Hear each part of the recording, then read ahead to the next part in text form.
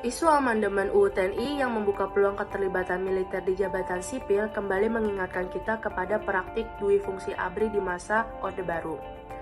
Hal ini tentunya bukan hanya sekedar langkah kebijakan yang adil, tetapi merupakan ancaman serius terhadap prinsip demokrasi dan supremasi sipil yang berusaha kita terapkan.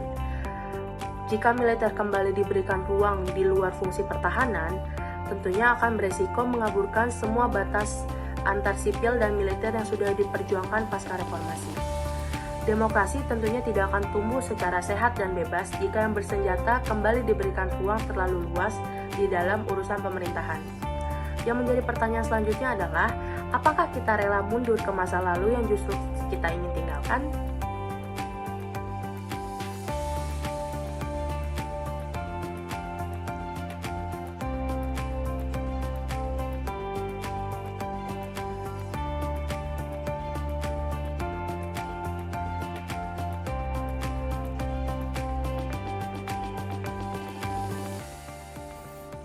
Perubahan Undang-Undang TNI yang dirasa dilakukan secara tergesa-gesa tentu membuat banyak sekali pertanyaan, mengingat ada hal-hal lain yang kiranya lebih pantas diutamakan namun tersisihkan, seperti rancangan Undang-Undang Perampasan Aset yang hingga kini belum disetujui. Jikalau disimpulkan secara mata telanjang, yang selalu terjadi adalah pertambahan kekuasaan dan penghambatan pembatasan. Apakah hal ini benar untuk dilakukan?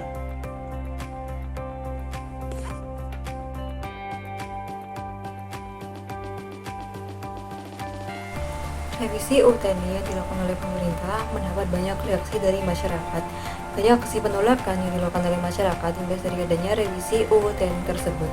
Mulai dari munculnya tagar tolak revisi UU TNI di media-media sosial hingga munculnya demo yang dilakukan oleh masyarakat sipil. Rakyat sipil, khususnya mahasiswa, melakukan demo untuk menolak revisi UU TNI. Dalam demo tersebut, tidak sedikit yang mendapat kekerasan, intimidasi, atau penangkapan oleh aparat.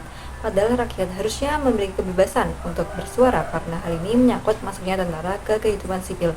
Adanya hal tersebut seakan membuat hak masyarakat untuk bersuara dibungkam oleh pemerintah. Harusnya pemerintah tetap menyediakan ruang bagi masyarakat untuk bersuara ataupun berpendapat dan menerima apapun masukan yang diberikan oleh masyarakat. Seperti komentar-komentar yang telah dikumpulkan sebelumnya, kebanyakan masyarakat menyayangkan dan menentang adanya pengesahan RUU TNI. Selain karena fungsinya yang memang membahayakan masyarakat sipil, karena TNI nantinya akan memiliki kehendak atau wewenang lebih dalam pemerintahan, pengambilan keputusan pengesahan ini pun tidak mendengarkan suara-suara dari rakyat dan terkesan terburu-buru. Transparansinya pun tidak ada. Dikhawatirkan apabila negara kita terus melakukan cara ini dalam pengesahan kebijakan-kebijakan berikutnya, negara Indonesia nanti akan kehilangan aspek keadilan sosialnya.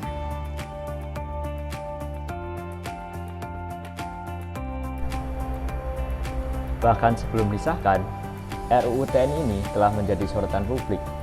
Kemungkinan pejabat aktif TNI menempati jabatan sipil memunculkan kekhawatiran akan kembalinya dufungsi ABRI seperti pada masa Orde Baru.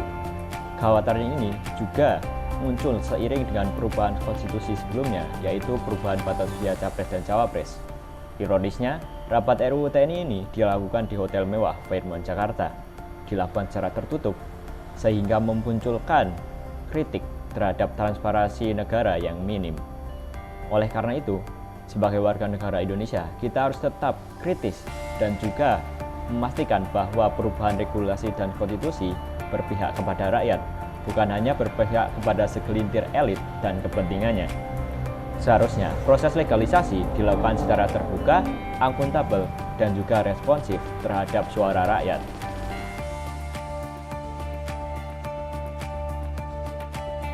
Seperti yang teman-teman tahu, RUU TNI yang baru ini tentu saja sangat memprihatinkan bagi kita semua. Seolah-olah kita ini dibikin mundur ke masa lalu saat militer memiliki peran ganda dalam pertahanan sekaligus politik. Padahal pada reformasi 1988 sudah jelas memisahkan peran militer dari ranah sipil demi menjaga demokrasi negara kita. Kalau semisal dui fungsi ABRI ini kembali diberlakukan, tentu saja hal ini bisa mengancam hak sipil, melemahkan kontrol sipil atas militer, dan juga membuka peluang penyalahgunaan kekuasaan. Kita sebagai mahasiswa harus selalu kritis dan juga mengawasi terus semua hal yang bisa mungkin merugikan bangsa kita ke depan dalam segi demokratis maupun segi yang lainnya.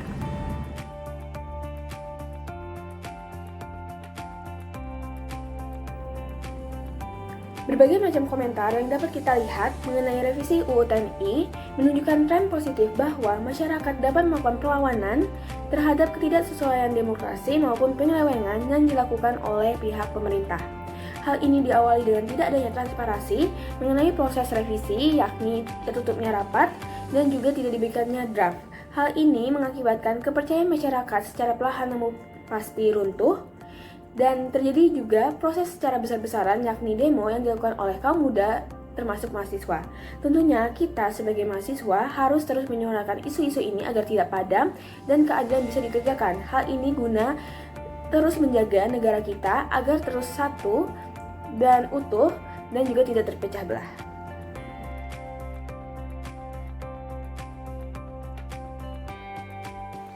Dari berbagai komentar yang ada di media sosial, dapat dilihat bahwa semua lapisan masyarakat merasa resah terhadap pengesahan revisi UU TNI.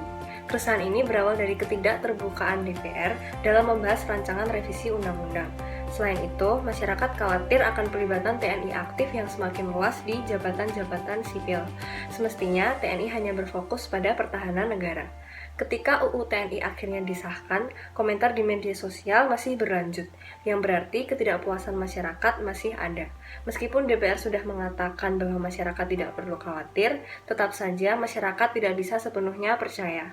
Kita, mahasiswa, dan bagian dari masyarakat harus selalu mengawal kebijakan apapun yang dibuat untuk keberlangsungan negara ini. Mari kita terus berjuang demi keutuhan negara dan kemakmuran bersama.